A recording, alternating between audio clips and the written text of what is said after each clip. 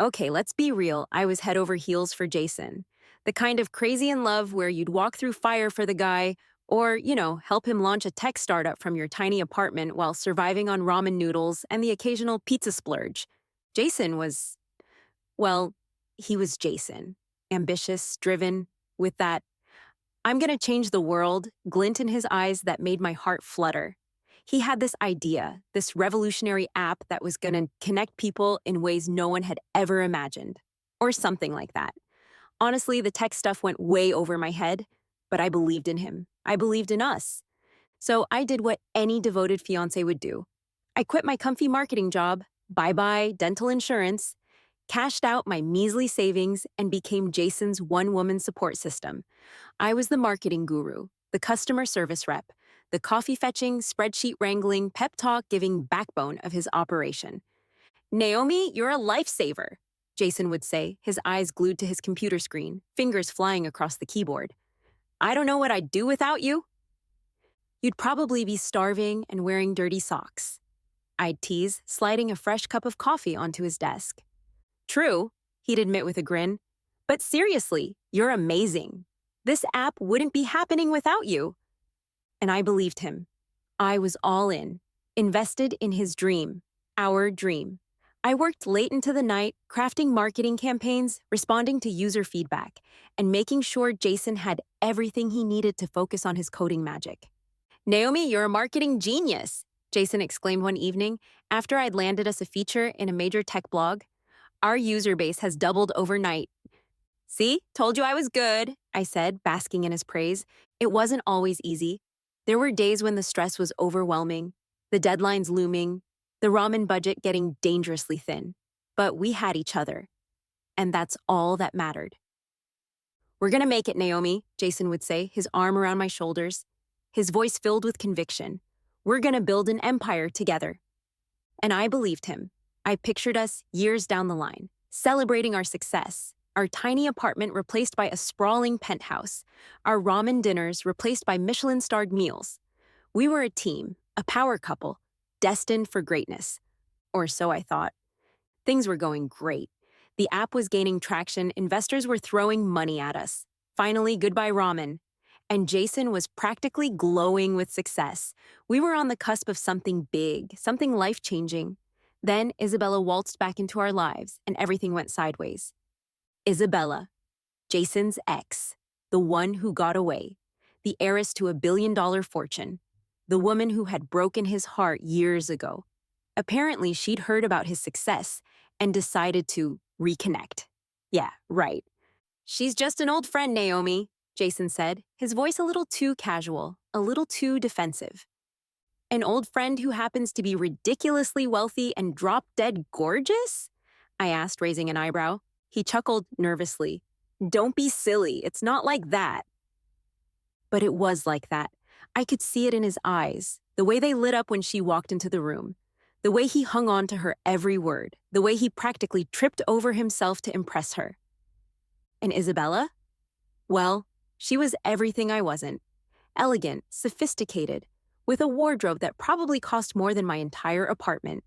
She had this air of effortless grace, of old money confidence that made me feel like a clumsy, awkward duckling in her presence. Naomi, darling, it's so wonderful to finally meet you, she'd say, her voice dripping with honeyed sweetness. Jason's told me so much about you. Yeah, right, like how I was the tireless worker bee who'd helped him build his empire, while she was off gallivanting around the globe, spending her trust fund on designer clothes and exotic vacations. But then, things took a turn. A serious turn. Isabella got sick. Really sick. Some rare kidney disease, the kind that makes doctors shake their heads and whisper grim prognoses. And suddenly, Jason was all about Isabella. He was at the hospital every day, holding her hand, whispering sweet nothings, looking at her with that same lovesick gaze he used to reserve for me. How is she? I'd ask, my voice tight with worry and a growing sense of dread. Not good, he'd say, his voice heavy with concern. The doctors are worried. I tried to be supportive, to be understanding. But it was hard, really hard, watching the man I loved, the man who was supposed to be building a future with me, devoting himself to another woman, a woman from his past, a woman who represented everything I wasn't. And then the whispers started. Whispers about Isabella needing a kidney transplant, about her rare blood type, about the slim chances of finding a match. "It's a long shot," Jason said, his voice filled with despair. "But we're holding out hope." Hope? For what? For a miracle? For someone to magically appear with a compatible kidney? I looked at Jason, his face etched with worry, his eyes filled with a desperate longing. And in that moment, a chilling thought crept into my mind, a suspicion so dark, so twisted, that I almost dismissed it as paranoia. But the seed had been planted, a seed of doubt, of fear, of a growing sense of unease that something wasn't right, that something sinister was lurking beneath the surface of this tragic situation. It started with a headache, a nagging, persistent throb that wouldn't quit, even with a handful of painkillers. Jason, bless his oblivious heart, suggested a romantic night in. "Just you and me, babe," he said, his eyes a little too bright, his smile a little too wide. "I'll cook." Now, Jason cooking was a rare occasion, usually reserved for burnt toast and questionable pasta concoctions. But that night, he whipped up a gourmet feast, seared scallops, creamy risotto, decadent chocolate mousse. It was suspicious. "Wow, Jason, this is amazing," I said, savoring a bite of the perfectly cooked scallop. "Where did you learn to cook like this?" "Oh, just picked up a few things here and there," he said, his smile a little too smug, his eyes darting away. I should have known then. I should have seen the red flags, the warning signs. But I was blinded by love, by trust, by the years of devotion and shared dreams. The wine flowed freely, the conversation was light and easy, and the headache, well, it seemed to fade away. Until it didn't. Until it came back with a vengeance, a pounding, blinding pain that sent me reeling. "Jason," I mumbled, my voice slurred, my vision blurring. "I don't feel so good." "Just a little tired, babe," he said, his voice soothing, his hand on my back, guiding me towards the bedroom.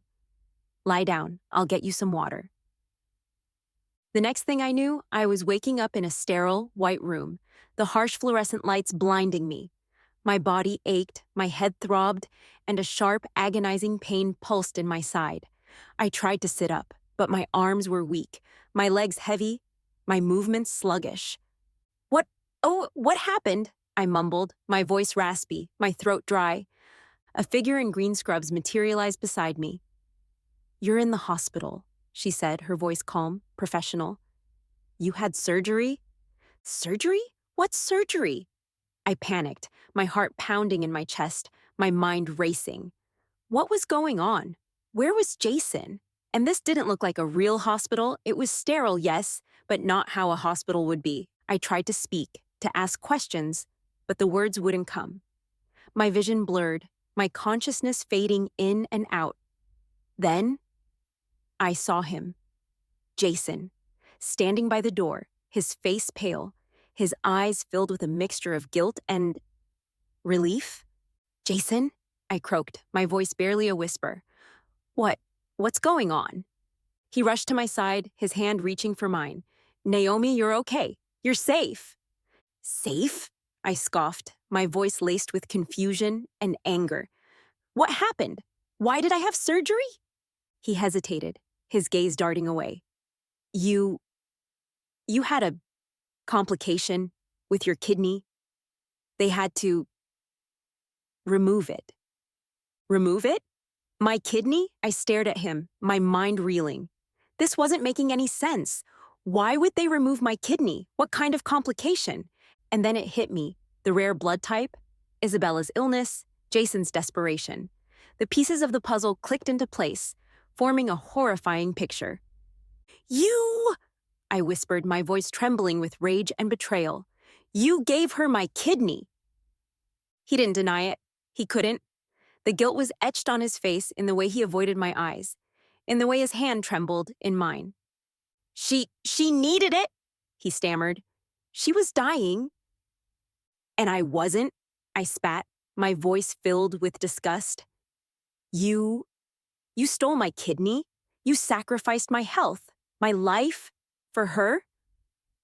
I I love her, Naomi, he said, his voice barely a whisper. Love her? He loved her? After all we had been through, after all the sacrifices I had made, after all the dreams we had shared? Get out, I said, my voice cold, hard. Get out of my sight! He tried to protest, to explain, to apologize, but I didn't want to hear it. I turned away from him, my body racked with sobs, my heart shattered into a million pieces. As he left the room, I noticed something missing: the engagement ring, the symbol of our love, our commitment, our future. Gone. Just like him. I was alone, betrayed, abandoned, violated. My kidney stolen, my love discarded, my life shattered. And as I lay there, in the sterile coldness of the bed, a wave of despair washed over me, threatening to drown me in its depths. But then something shifted. A spark of anger ignited within me, a burning ember of defiance that refused to be extinguished. I wouldn't let him win. I wouldn't let him break me. I would survive this, I would heal, and I would get my revenge. Getting dumped is rough. Getting dumped after your fiancé steals your kidney and marries his rich ex, that's a whole new level of messed up. The supposed hospital released me with a handful of painkillers and a pat on the head. No follow-up appointments, no therapy, no sorry your fiancé is a sociopath pamphlet, just a good luck with that, and a shove out the door. Turns out, recovering from a major surgery with no support system and a rapidly dwindling bank account is challenging. My tiny apartment, the one I'd shared with Jason, was now Isabella's love nest. My job? Well, let's just say kidney donor wasn't exactly a resume booster. I ended up on the streets. Yeah, the streets. Me, Naomi, the girl who'd always played by the rules, who dreamed of a white picket fence and 2.5 kids, was sleeping on park benches and scavenging for scraps in dumpsters. It was humbling, to say the least. The hunger was constant, the cold was relentless, and the loneliness was a crushing weight on my soul. I saw a side of life I never knew existed, a world of desperation, despair, and forgotten souls. Hey, you got a spare cigarette? A gruff voice would ask, a weathered hand outstretched. Sorry, I'd mumble, my voice barely a whisper, my eyes darting away. Need a place to stay? Got a warm bed? Hot meal? A sleazy guy would offer, his eyes lingering a little too long on my shivering frame. No, thank you, I'd say, my voice trembling, my hand clutching the pepper spray I'd bought with my last few dollars. The physical pain was bad, the incision throbbing with every step, every cough, every sleepless night. But the emotional pain was worse. The betrayal, the abandonment, the sheer injustice of it all. It was a constant ache in my chest, a gnawing emptiness that threatened to consume me. But amidst the despair, a flicker of defiance remained. I wouldn't let them win. I wouldn't let them break me. I would survive this. I would find a way to fight back. I thought about going to the police, reporting Jason, Isabella, the whole twisted scheme, but who would believe me? I had no proof, no witnesses, just my word against theirs. And they were rich, powerful, connected. They'd bury me, discredit me, make me disappear. But I couldn't just let them get away with it. I had to do something, anything. One rainy afternoon, huddled under a leaky awning, I felt a familiar twinge in my side. The pain was sharper this time, more intense. I clutched my side, my breath coming in ragged gasps. Something was wrong, really wrong. I stumbled towards a nearby clinic, my vision blurring, my legs giving way. I collapsed on the steps, my body racked with pain, my consciousness fading. Help me, I whispered, my voice barely audible. Please, help me? But it was too late. The darkness closed in, swallowing me whole. The last thing I saw was the rain falling, washing away the grime, the pain, the injustice. And then there was nothing. Just oblivion. Okay, so picture this. I wake up, right? But it's not the grimy alleyway where I passed out. It's my old apartment, the one I shared with Jason before it became a shrine to his and Isabella's sickening love story. I'm in my old bed, sunlight streaming through the window, the smell of burnt toast wafting in from the kitchen. Wait, burnt toast?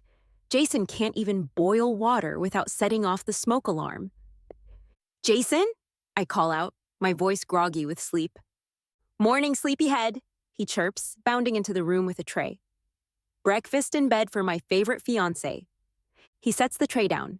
2 slices of blackened toast, a scrambled egg that looks suspiciously like rubber, and a mug of lukewarm coffee. It's the most unappetizing breakfast I've ever seen, but it's Jason. My Jason. The one who used to look at me like I was the only girl in the world. What's the occasion? I ask, my voice laced with confusion. And since when do you cook? He grins, that goofy, boyish grin that used to melt my heart. No occasion, just wanted to spoil you. And hey, I'm a man of many hidden talents. I stare at him, my mind reeling. This isn't right. This can't be right. The last thing I remember is collapsing on the clinic steps, the pain, the despair, the end. What's the date? I ask, my voice trembling. He frowns. June 12th, 2020. Why? 2020? But that was 5 years ago. 5 years before the betrayal, the surgery, the everything. Naomi, are you all right? Jason asks, his brow furrowed with concern. You look pale? I I just had a weird dream. I stammer, my mind racing. A really vivid dream. He sits beside me, taking my hand. It's okay, babe. Just a dream. I'm here now. I look at him, at his familiar face, his kind eyes, his hand warm in mine. It's him. The Jason I fell in love with. The Jason I devoted my life to. The Jason who ripped my heart out and stomped on it. But he doesn't know that yet. Not in this timeline. Not in this reality. I'm back. Back in time. Given a second chance. A chance to rewrite the script, to change the ending, to get my revenge. The internal struggle is real. Part of me wants to scream, to confront him, to expose his true nature. But another part, a colder, more calculating part, whispers a different strategy. Play along. Make him fall for you again, harder this time. Gain his trust, his love, his dependence. And then take it all away. Leave him with nothing, just like he did to me. It's a twisted plan, a dark path. But the anger, the hurt, the betrayal, it fuels me, it consumes me, it drives me. I won't be a victim this time. I won't be weak, naive, trusting. I will be strong, cunning, ruthless. I will have my revenge. Jason, I say, my voice soft, my eyes meeting his. I love you, more than anything. He smiles, his eyes filled with adoration. I love you too, Naomi, more than words can say. And in that moment, I know I've made my choice. I'm going to play the long game. I'm going to make him pay for what he did to me. And this time, I'm going to win. Okay, playing the doting fiancé wasn't exactly a stretch. I mean, I had been genuinely in love with Jason once. But this time, there was a twist, a cold, hard layer of calculation beneath the surface. I ramped up the supportive girlfriend routine to level 10. Homemade meals, edible ones this time. Back rubs after long coding sessions, and enough pep talks to fuel a small army. Jason, bless his clueless heart, lapped it up. Naomi, you're incredible, he'd say, his eyes shining with gratitude. I don't know how you do it all.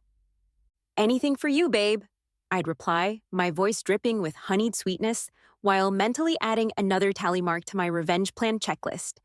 I listened patiently to his endless ramblings about algorithms and user interfaces, nodding and smiling at all the right moments, even though I secretly wanted to shove his laptop out the window. I even started dressing differently, trading my comfy jeans and t-shirts for more feminine outfits, the kind that made his eyes linger a little too long. Wow, Naomi, you look amazing, he stammered one evening, his cheeks flushing as I walked into the room wearing a dress I'd borrowed from Isabella's closet during a friendly visit. Just trying to keep things interesting, I purred, batting my eyelashes innocently.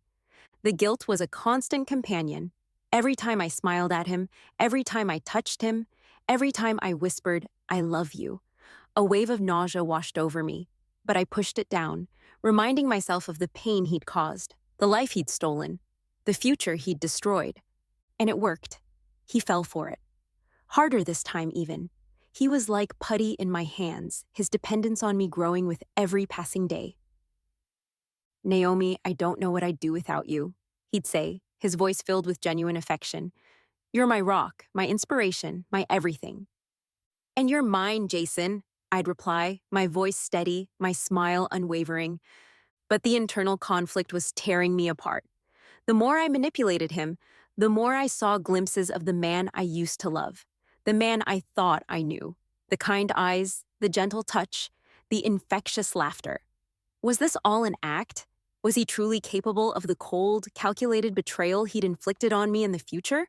Or was I creating a monster, pushing him further down a path he wouldn't have taken otherwise? The questions haunted me, keeping me awake at night, twisting my gut with a mixture of guilt and determination. One evening, as we were celebrating a major investment deal, Jason took my hand, his eyes shining with love and gratitude. Naomi, he said, his voice thick with emotion, I want to spend the rest of my life with you. Will you marry me? He pulled out a ring, a sparkling diamond, that looked eerily similar to the one he'd stolen from me in the future. I stared at it, my heart pounding in my chest, my mind a whirlwind of conflicting emotions. Yes, Jason, I said, my voice barely a whisper. Yes, I will. He slipped the ring on my finger, his smile wide, his eyes filled with happiness. And as I looked at him, at the man I was deceiving, the man I was using, the man I still loved, I felt a pang of guilt, a flicker of doubt.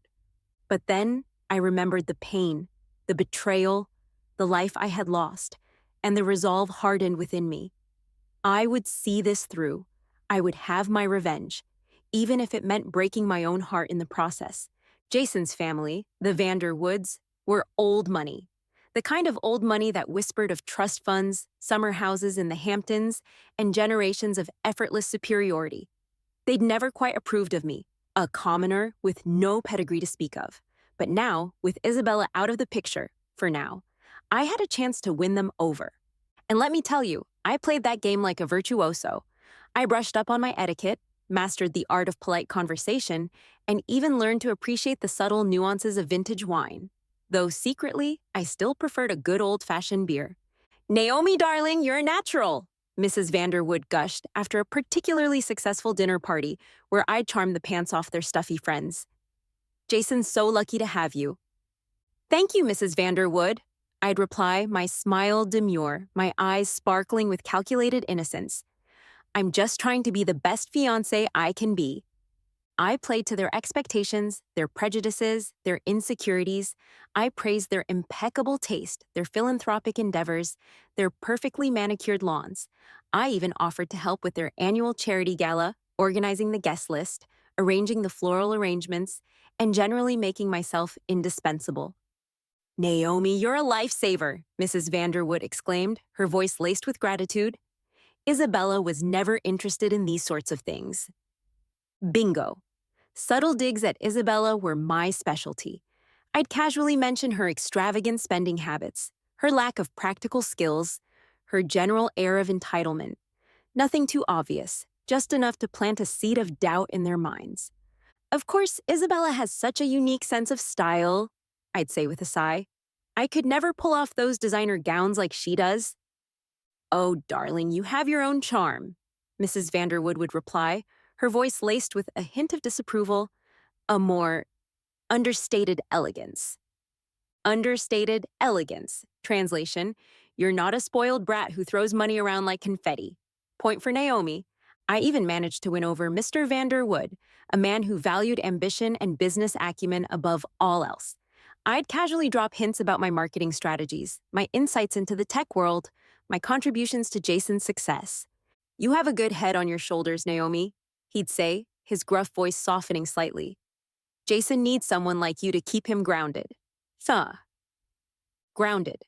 Translation, you're not a flighty socialite who'll distract him from his business empire. Another point for Naomi. By the time Isabella was well enough to re-enter the social scene, I'd firmly established myself as the ideal Vanderwood daughter-in-law, the perfect blend of charm, intelligence, and ambition. And Isabella? Well, she was just the ex-girlfriend, the one who got away, the one who was no longer needed. The look on her face when she realized she'd been outmaneuvered? Priceless. Okay, let's be honest. Playing nice with Isabella was about as enjoyable as a root canal. But hey, a girl's gotta do what a girl's gotta do, right? Especially when revenge is on the menu.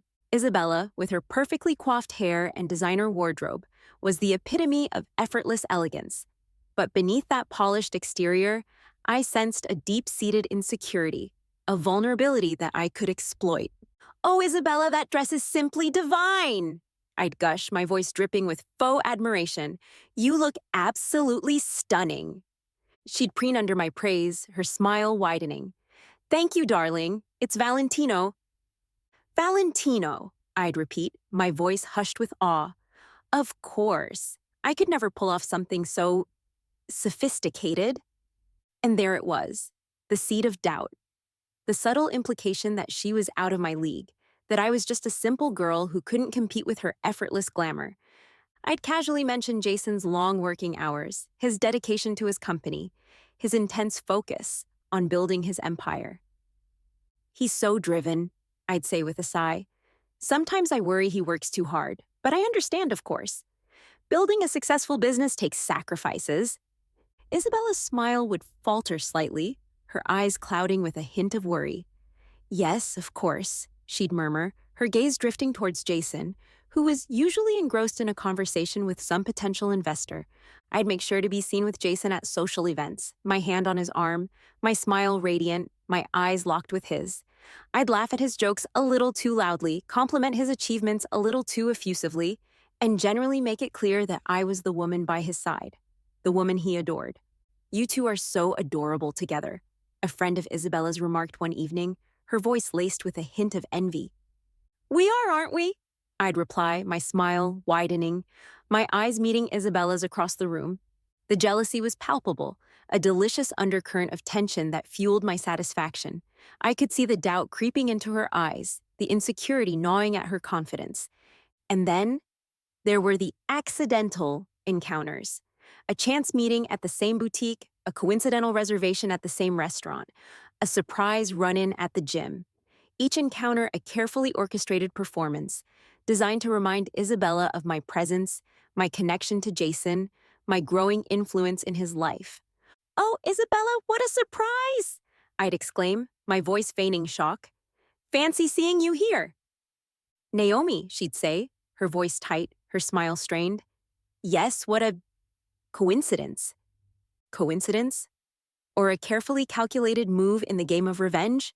The answer was clear, at least to me, and as I watched Isabella's carefully constructed facade crumble, I knew that my plan was working. She was falling apart and I was just getting started. Okay, so Alexander, Jason's biggest business rival. Think Gordon Gekko, but with slightly better hair and a devastatingly charming smile. He was everything Jason wasn't. Confident, charismatic, and dripping with old money swagger. And he was exactly who I needed to take my revenge to the next level. My initial interactions with Alexander were purely strategic. I needed information, leverage, a way to subtly sabotage Jason's plans. And Alexander, with his insider connections and his burning desire to crush Jason, was the perfect pawn. "Mr. Sterling," I'd say, my voice cool and professional as I extended my hand, "it's a pleasure to finally meet you." "The pleasure is all mine, Miss Thorne," he'd reply, his eyes lingering a little too long on mine. "I've heard interesting things about you." "Oh?" I'd ask, raising an eyebrow. "And what might those be?" "Let's just say I admire your dedication," he'd say, a hint of amusement in his voice. Our meetings were always carefully orchestrated, held in dimly lit bars or exclusive restaurants, the kind of places where secrets were whispered and deals were made. I'd play the role of the ambitious fiancé, eager to learn, eager to impress, eager to prove my worth. "Jason tells me you're expanding into the Asian market," I'd say casually, swirling my martini. "Yes, it's a challenging venture," he'd reply, his eyes assessing me. "But the potential rewards are significant." "Jason's very excited about it," I'd say, my voice laced with just the right amount of doubt. "He's been working day and night on the details." "Is he now?" Alexander would murmur, a hint of skepticism in his voice.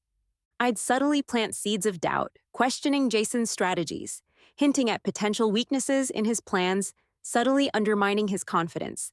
Jason's so focused on the big picture, I'd say with a sigh. Sometimes I worry he overlooks the smaller details. Details are crucial in business, Miss Thorne, Alexander would reply, his gaze sharp, especially in a market as complex as Asia. Our conversations weren't always about business. We'd talk about art, music, politics, anything and everything. I was surprised by how easily we connected, how much we had in common. He was intelligent, witty, and surprisingly charming. You know, Miss Thorne, he'd say one evening, his voice low, I have a feeling you're not quite as devoted as you seem. I'd meet his gaze, my heart pounding in my chest. What do you mean? I'd ask, my voice barely a whisper. Let's just say I have a good eye for ambition, he'd reply, a hint of a smile playing on his lips. He saw through my facade. He knew I was playing a game, but he didn't seem to mind. In fact, he seemed intrigued. As our relationship deepened, the lines between strategy and something more began to blur. I found myself looking forward to our meetings, not just for the information and leverage, but for the conversations, the laughter, the undeniable chemistry that crackled between us. You're playing a dangerous game, Miss Thorne, he'd say one night, his hand brushing against mine. I like danger, I'd reply, my voice husky. He'd lean closer, his eyes searching mine. So do I. The attraction was undeniable, a forbidden fire that threatened to consume us both. But I couldn't afford to get distracted, to let my feelings cloud my judgment. I had a plan, a mission, a revenge to enact, and Alexander, despite his charm, his intelligence, his undeniable appeal, was just a pawn in my game. Or so I told myself. Okay, so Jason's been extra attentive lately, cooking elaborate dinners, again suspiciously gourmet, whispering sweet nothings that now sound more like threats, and generally acting like the devoted fiancé he so clearly wasn't. The charade was getting old, and frankly, I was getting bored. It was time for the final act. I'd known for weeks that Isabella's health was declining again. The whispers about her needing another transplant had started circulating in their social circles, and I knew with a chilling certainty that Jason was planning to repeat history. He was going to try to drug me again, steal my kidney, and give it to Isabella. The thought made my blood run cold, but I was ready for him. I'd been playing him for 5 years, building my case, gathering my evidence, preparing for this moment. Naomi, darling, I've made your favorite, Jason announced one evening, presenting a steaming dish that looked suspiciously like the risotto he'd served me 5 years ago, the night he drugged me. Oh, how thoughtful, I said, my voice dripping with sarcasm. But I'm not very hungry tonight. Nonsense, he said, his smile a little too bright. You need to eat. You've been working so hard. I'm fine, I insisted, pushing the plate away. Really? I'm just not in the mood for risotto. He frowned, his smile faltering. But I made it especially for you. I appreciate the gesture, I said, my voice cold, but I'm not eating it. He stared at me, his eyes narrowing. What's wrong? I know what you're planning, Jason, I said, my voice steady, my gaze unwavering. His face paled, his eyes darting away. I don't know what you're talking about. Don't play dumb with me, I spat. I know you're cheating on me with Isabella. I know she needs another kidney, and I know you're planning to steal mine. He was silent, his face etched with guilt and fear. How did you know? He stammered. Let's just say I have my sources, I replied, a hint of a smile playing on my lips. He panicked, his eyes wide with terror. Naomi, please, he begged. You don't understand. Isabella's dying. I had to do it. I had to save her. Save her? I scoffed. By sacrificing me? By stealing my life? It was a mistake, he pleaded. I didn't mean to hurt you. A mistake? I echoed, my voice filled with disgust. You drugged me, Jason. You cut me open. You stole my kidney. And you call that a mistake?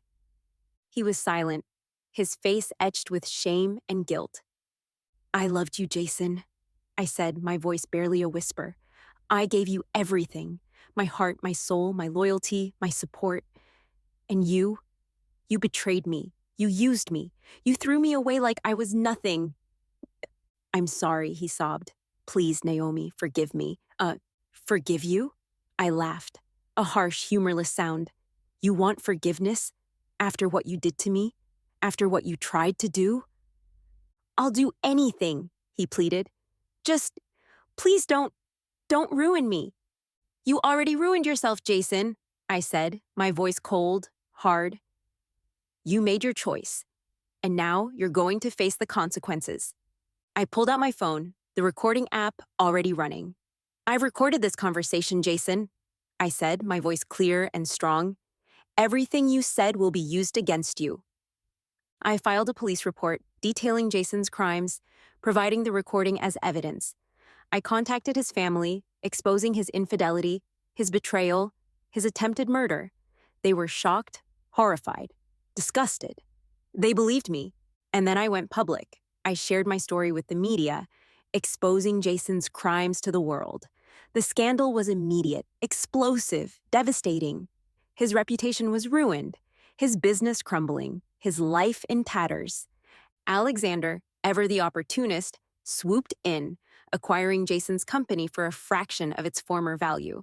Jason was arrested, charged with assault, attempted murder, and a host of other crimes. As he was led away in handcuffs, he looked at me, his eyes filled with desperation and regret. Naomi, he croaked, please, enjoy your new accommodations, Jason, I said, my voice cold, hard. I hear the food isn't great. I turned and walked away, leaving him to face the consequences of his actions. My revenge was complete, and as I stepped out into the sunshine, I felt a sense of closure, a sense of peace. I had taken back my life, my power, my dignity, and I had done it on my own terms. Okay, so the dust had settled. Jason was behind bars, his empire crumbled, his reputation in tatters. My revenge was complete, and honestly, it felt anticlimactic, like I'd spent so long plotting, scheming, and manipulating that the actual moment of triumph felt strangely empty. I expected a surge of satisfaction, a feeling of vindication, but instead, there was just a hollow echo. Jason's downfall didn't fill the void inside me. It didn't erase the pain, the betrayal, the trauma. It just was. I needed to move on. I needed to rebuild my life, to heal, to find my own happiness. And that, I realized, was going to be a lot harder than taking down Jason. The media frenzy was intense. Reporters were hounding me. Everyone wanted Naomi's story. I did a few interviews, told my truth, but mostly, I just wanted to disappear, to escape the spotlight, to be alone. And then there was Alexander. He'd been surprisingly supportive throughout the whole ordeal, not in a "I told you so" kind of way, but in a quiet, understanding, genuinely caring way. You did what you had to do, Naomi, he'd said after the news broke, his voice low, his eyes filled with something I couldn't quite decipher. You survived. You're strong. I don't feel strong, I'd admitted, my voice barely a whisper. I feel empty. He'd taken my hand, his touch warm and comforting. That's okay, he'd said. It's okay to feel. It's okay to grieve. It takes time to heal. He didn't push, didn't pry, just was there. A constant presence, a steady anchor in the storm.